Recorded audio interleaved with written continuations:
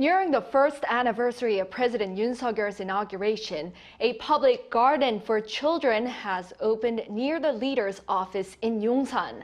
It used to be a military compound which South Korean citizens were prevented from going into for over a century, but now it'll be opened to the public. Our correspondent Oh Soo-young gives us a preview of the garden. A scenic space to find freedom, openness and a peace of mind. Seoul is opening a large public garden in the central district of Yongsan, in place of a former military compound that shunned South Koreans from its gates for over a century. President Yoon Suk Yeol on Tuesday hosted an outdoor lunch for media at the pine grass lawn within the Yongsan Children's Garden, ahead of its official opening at 2 p.m. on Thursday. Dedicated to future generations, Yoon said he envisioned the garden as a place for children to run and play freely on the grass.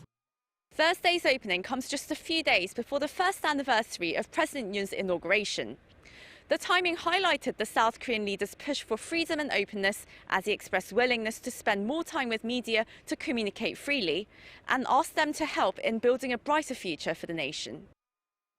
Located in front of the presidential office, with the National Museum of Korea to its side, the garden represents Yoon's pledge to communicate with and be closer to the people when he relocated his office to the Yongsan district. The opening of the garden gates is also historically significant for South Koreans.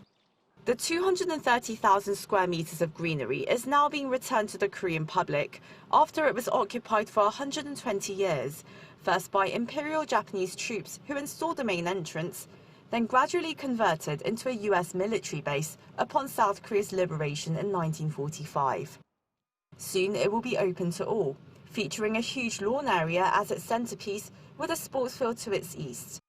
To the west, a trail of houses with red tile roofs, formerly home to US military officials, stretches from the main entrance. Key locations include archives, a library and a hall that unwinds the location's decades of history in photos and records, from Japan's brutal colonization to the years of war between the two Koreas, bringing visitors to the present day where South Korea stands as a liberal democracy. To mark the launch of the garden, the exhibition hall will hold a light-themed display, and children's football and baseball games will kick off on the opening day. The opening hours are 9 a.m. to 6 p.m. with prior reservation required for first-time visitors. Reservations can be made on the Yongsan Children's Garden website 5 days in advance for Korean citizens and 10 days for foreign visitors. Oh Soo-young, Arirang News.